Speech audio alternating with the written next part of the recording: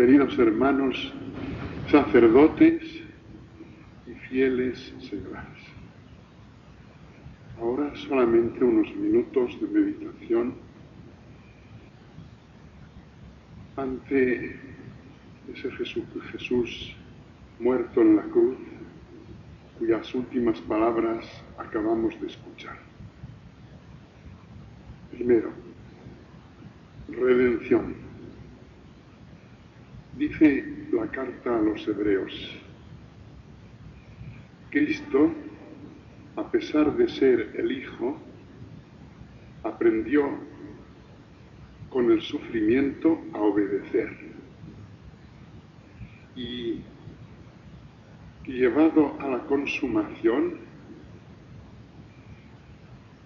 a todos los que han de obedecer les da la posibilidad de ser para ellos autor de salvación eterna. Y este es el sentido profundo de la muerte de Jesucristo en la cruz, autor de salvación eterna. Porque lo que los hombres vamos buscando siempre es eso, una salvación que sea eterna. Lo busca el hombre como individuo, lo busca el hombre como pueblo, lo busca el hombre como humanidad, lo buscan los sistemas políticos, filosóficos, las fuerzas económicas, culturales. Todos quieren perpetuidad, sobrevivir, salvación eterna. Hay como un sentimiento del paraíso que un día perdieron nuestros padres. Lo lleva dentro el hombre y va buscando, piense o no piense en Dios, una salvación eterna, un triunfo definitivo de algo que él ama. Y no aprende, a pesar de todas las experiencias, no aprende, no llega nunca a la conclusión de que sin Dios no puede conseguirlo. Se ve trabado continuamente por las sugerencias que le hace la propia condición miserable en que está envuelto. Solamente aquellos que sufriendo obedecen, esta es una frase profunda de la vida cristiana, viene a querer significar solamente aquellos que cumplen lo que la ley antaño, la fe ahora nos pide, aun con sufrimiento nuestro, llegan a poder merecer eso, que Cristo sea para ellos autor de salvación eterna. Es sencillamente el cauce que abre la sangre de Cristo para poder lograr todos nosotros, los que en Él creemos y a Él le seguimos, poder lograr el camino de nuestra salvación. Esto es lo que esta tarde tenemos que meditar y sacar de ahí una lección espiritual que sea hondamente provechosa para nuestras vidas. Estas vidas que se acaban, hermanos, se acaban inexorablemente. Es así el destino del hombre en la tierra. Nos inventamos muchos dioses, dioses de los que creemos que vamos a obtener salvación eterna, es decir, gozo, satisfacción de los anhelos que sentimos, mucho bienestar, triunfos de toda índole, y cuando menos pensamos, todo eso se resquebraja. Y en esa resquebrajadura continua de las cosas vamos avanzando y hundiéndonos, pero queremos levantarnos siempre. Y nace en nosotros como la esperanza inefable de algo que tiene que llegar no sé cómo, hasta que por fin recibimos el aviso último, el que nos da esa circunstancia que puede ser de la muerte tras una enfermedad o de una muerte repentina. Unos pocos que nos rodean a nosotros y nos conocen, se lamentan y nada más. Y de los personajes famosos, muy famosos, unas cuantas noticias en los periódicos y la televisión y al día siguiente nada, no queda nada. Y la salvación eterna, porque la buscamos. Pues bien, nosotros cristianos sabemos quién es el autor de la salvación eterna. Y al pie de la cruz, mirando a Jesucristo muerto, tenemos que rezar muchas veces el Señor mío Jesucristo, el acto de contrición, para tener confianza en los méritos infinitos de la pasión de Cristo. Sí, hermanos, sí. Todo eso no puede quedar baldío. Esos sufrimientos de Jesucristo no están destinados al fracaso. Por el contrario, están como un caudal de sangre divina que va regando ese terreno invisible de tantas almas, no solo dentro del cristianismo, sino fuera también, que gracias a los méritos de Cristo, de alguna manera obtienen la luz que viene de lo alto para nacer de nuevo, aunque sea al final de la vida. Nacer de nuevo, como Cristo dijo a Nicodemo.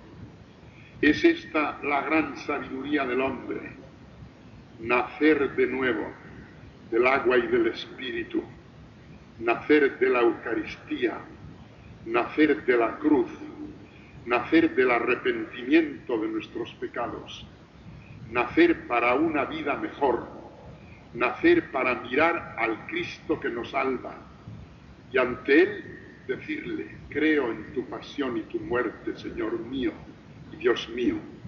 Vivir así, porque de lo contrario, las cosas de la tierra no sirven, son pobres y son feas.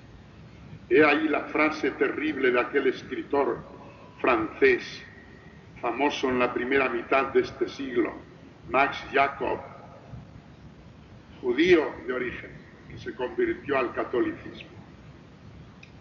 Era poeta, pintor, astrólogo, se movía en los círculos de París, entre lo mejor de los escritores y famosos de su tiempo. Pero llegó un día en que sintió el vacío interior de su alma y al pasar junto a una iglesia junto a la cual había pasado 1000 veces, solo esa tarde se quedó contemplando el templo desde fuera, parado unos minutos en la acera de enfrente y como sintiendo un impulso a entrar, y lo contuvo. Marchó a su casa, pero ya siguió sintiéndose agitado y como interiormente convulso por una fuerza extraña. ¿Qué sería aquello en donde él no había entrado nunca, él de religión judía? Era un templo católico, y así varios días, y por fin entró. Estaba desierto el templo, solo un sagrario y una lámpara. Sobre el altar un crucifijo grande, una imagen de la Virgen y algunos santos de aquel poeta amado y querido en los círculos parisienses. Se puso de rodillas, se levantó, agitado, se dirigió al crucifijo y se puso a hablar con él atropelladamente. Salió de allí, fue a buscar a un sacerdote, el cual le escuchó, pero le calmó, no le creyó, y le dijo que siguiera su camino y no pensara de momento en conversión alguna. Así fue que lo olvidó y pasaron unos cuantos años, hasta que por fin, otra mañana en su propia casa, sintió la misma agitación. Volvió a entrar en un templo, volvió a encararse con el crucifijo y a pedirle la paz interior. No escuchó ninguna respuesta, pero fue en busca de otro sacerdote con el cual había hablado alguna otra ocasión. Y aquí sí, aquí fue escuchado y atendido. Terminó bautizándose. Francia entró en la guerra, los alemanes ocuparon París y un día ese hombre fue marcado con la estrella de Israel como judío perseguido. En un segundo momento fue llevado a un campo de concentración en el año 1944 y allí murió a los pocos meses de estar. Pero certificaron médicos allí internados, judíos también perseguidos, que murió asistido por ellos, y todos le escucharon decir: lo único que quiero es un sacerdote católico a mi lado. Oh Virgen María, oh Jesús, salvadme. Y poco antes había escrito, él que estaba de vuelta de todas las experiencias: la tierra para mí es una inmensa boca sucia.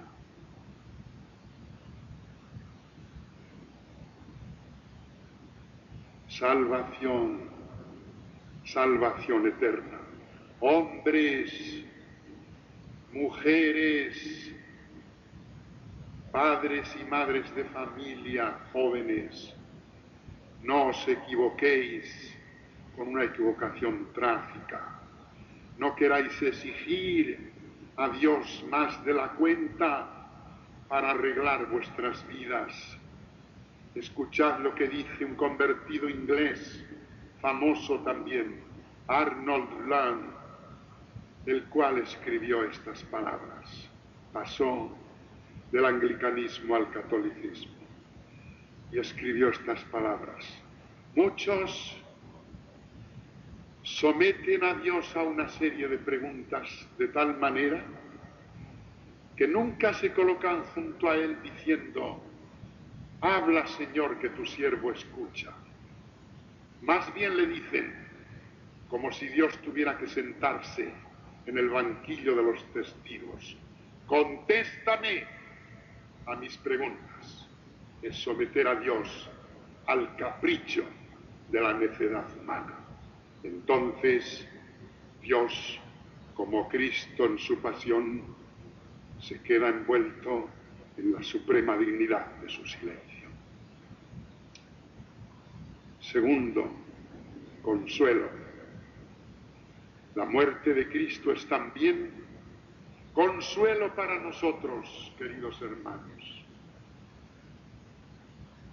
Puesto que hemos de morir pronto y sabemos que en esa hora todo desaparece y con nadie podremos contar, pero hay alguien que sí que puede estar con nosotros. Es Jesús, es Cristo. A ese no le arrancará nadie de nuestra compañía en el momento supremo de salir de este mundo. La muerte va secularizándose también en nuestro tiempo. Ya no existe tanta facilidad como antaño para buscar en esas horas últimas la compañía confortante del sacerdote y las oraciones de los familiares y los amigos queridos que, como acto último y obsequio de amistad o de familia, pueden brindar ese consuelo. Menos mal si todavía en estas residencias de la salud, de la seguridad social, se encuentran, como pueden encontrarse en Toledo, sacerdotes y religiosas celosos que están atentísimos cuidando de cada habitación y cada enfermo para que no les falte el auxilio espiritual. Pero ya en muchas clínicas ni eso es fácil. Va desapareciendo en este mundo de la mediocridad en que nos sumergimos todo lo que tiene sentido de elegancia y de elevación del espíritu. Todo es medirnos por un mismo rasero y hacer que la vida y la muerte y el dolor y la alegría y las aspiraciones y los fracasos se reduzca a una mera cuantificación numérica y social sin más sentido. No es así. Si el hombre al nacer es recibido por el beso y el abrazo de la alegría de su madre, bendita sea la que lo recibe, al morir ha de ser despedido por alguien que le dé consuelo y paz en ese momento de tanto dolor. Y este es Jesús, nuestro Salvador. Preparémonos durante la vida, hermanos, hermanas. Sed hombres religiosos, sed mujeres religiosas, rezad, buscad a Dios, buscad en los sacramentos, buscad el perdón a tiempo, buscad la fuerza espiritual en el interior de vuestra conciencia. Todo fallará, absolutamente todo, pero Él no. Él es el que la luz ha dicho, la luz, el camino, la verdad y la vida. Oh, aquel hombre tan pobre a quien yo recuerdo, eran los años 50, 40 y tantos, 50 años del hambre y la miseria. Yo trabajaba en una barriada extremadamente pobre de Valladolid, a donde iba tras mis otras ocupaciones para atender a aquellas gentes. Hacíamos viviendas, las que pudimos, escuelas, buscábamos para las familias de más miseria un modo de ayudarles a vivir. Se certificaban muertes en aquellos años por inanición, muertos de hambre. Y un día en aquel barrio, cuando estábamos algunos por allí moviéndonos, no sé para qué con concreto, me llamaron porque yo era el cura, para entrar en una chabola porque alguien se estaba muriendo. Era un hombrecillo en el que solo se veía los andrajos de su miseria. Una habitacioncita muy pobre, muy estrecha. Era un conjunto de latas y cartones y un camastro que apenas levantaba del suelo. Aquel hombre, consumido por la tuberculosis, estaba ya agonizando.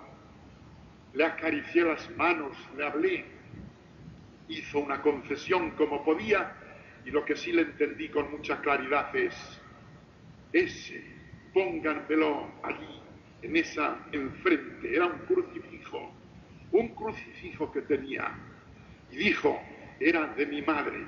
Siempre le he mirado, dijo, siempre le he mirado, basta, siempre le he mirado, y quería morir mirando al crucifijo. Ese hombre en ese momento era un santo. ¿Quién sabe los que eran culpables de aquella situación en que él había tenido que vivir? Y en medio de ese tormento y esa pobreza, no tuvo ningún acto de ira contra nadie, fue consumiéndose de hambre y de pena, y a solas con el crucifijo al que miraba, entraba por la noche en su chabola, y al morir, lo único que pedía un sacerdote era que se le pusiera de frente para poder morir mirándole. Mirar al crucifijo, pero mirarle en vida, hermanos, y besarle 1000 veces, y prometerle con todo nuestro corazón que queremos ser cristianos, discípulos suyos, fieles discípulos, confesar su nombre, dar testimonio de él en nuestra vida, ser no de estas masas gregarias que buscan como único motivo para existir el bienestar materialista, el triunfar sea como sea, el superar a los demás. Eso no es camino, eso es equivocarse trágicamente. Hay que dar un sentido a la vida, hay que saber por qué estamos aquí y para qué. Hay que preguntarse por qué ha muerto Jesucristo. Cuando nos damos esta respuesta a tiempo, aseguramos su compañía para contar con Él a la hora de la muerte, mirar su sonrisa que se cruza con la nuestra cuando nos diga: ven, hoy estarás conmigo en el paraíso. Y por último, fidelidad y preparación inmediata con aquello que Cristo nos ha dejado. el memorial de la pasión, la misa. Insisto estos días porque hay una crisis entre nuestros cristianos y piensan que pueden ellos salvarse como quieran y hacer ellos su religión a su gusto. Y esto no puede ser. Tengamos confianza en Cristo, pero también pongamos de nuestra parte las obras que hay que poner. Escuchad bien lo que la Iglesia os dice cuando convoca al pueblo el domingo, el día del Señor. La Iglesia es asamblea convocada. Eso significa la palabra iglesia, asamblea convocada. Y se reúne el pueblo de los campos y de las ciudades, como decía San Justino, acuden juntos a la iglesia, escuchan palabras de Dios, de las Sagradas Escrituras, hacen ofrendas, escuchan el relato de la pasión, es la plegaria eucarística, han pedido perdón a Dios, han recibido el sacramento de la penitencia antes y se acercan a comulgar, comulgan con el cuerpo y la sangre del Señor y obtienen ese fruto propiciatorio. Es un fruto particular para aquellos que ponen una intención particular en aquella Santa Misa. No es como el fruto latréutico de adoración y eucarístico de acción de gracias, que son universales. Estos frutos de la misa se extienden al mundo entero y se dan siempre, siempre. Este otro fruto impetratorio y propiciatorio es más particular y toman mucha parte en él aquellos que ofrecen la misa de una manera especial. ¿Juntamente con quién? Aquí viene la maravilla, hermanos. El principal oferente en la misa es siempre Cristo, porque en la religión cristiana no hay más que un sacerdote. Nosotros somos como una prolongación de Él. Es Cristo el que ofrece, es Cristo el que dice, esto es mi cuerpo. Es Cristo el que, como es sacerdote in eterno, está practicando su sacerdocio eternamente. Pero además hay otra cosa. En virtud de la visión beatífica que corresponde a la humanidad de Cristo y en virtud de una ciencia infusa, particular, que tiene Cristo ya en el cielo, junto al Padre, conoce con detalle todo lo pasado, lo presente y lo futuro, conoce cada misa, está presente en cada misa de una manera especial, piensa y ama en cada intención, se une con todos los oferentes, ningún detalle se escapa a la presencia del pensamiento penetrante de Jesucristo, que con una fuerza exclusivamente suya abraza todas las intenciones nobles y las acoge en su corazón divino. Esta es la fuerza especial de la misa. Por eso insistimos tanto, porque es la mejor preparación para la muerte y para la vida. Basta ya, hermanos, basta. Tengamos presente también a la Virgen Santísima. Le dijo el Señor desde la cruz, he ahí a tu hijo. Y le mostraba a Juan, y en Juan a todos los demás que habíamos de venir a lo largo de los siglos a formar parte de la familia cristiana. No hagamos una familia adulterada, mantener bien el sentido cristiano, penitencia y comunión, perdón de los pecados y Eucaristía, y así seguir adelante con nuestra cruz en la buena compañía de Jesús, nuestro hermano y nuestro amigo. Es Él el que nos ha de salvar. Cuanto más se banaliza el sacramento de la penitencia y se prescinde de él, más fácilmente se deja en el olvido lo que es la Eucaristía de Jesús.